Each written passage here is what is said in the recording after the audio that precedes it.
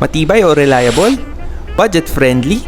Or tipid sa gas? Paano mo i-rank from 1 to 3 itong mga bagay na to pag bibili ka ng motorsiklo? Para sa akin talaga reliability. On the long term talaga ako kumukuha ng motorsiklo. O pag bumili ako ng isang bagay, gusto ko tumagal siya. Next ko na dyan is yung tipid or pagiging fuel efficient niya. Kung fuel efficient siya, in the long term, mas makakamura pa ako. Pandulo ko na yung budget friendly. Kung bibili ka ng isang bagay, nasa sayo kung iba-budget mo, or bibili ka, magsisplurge ka ng konti para kahit papano makuha mo yung ibang benefits.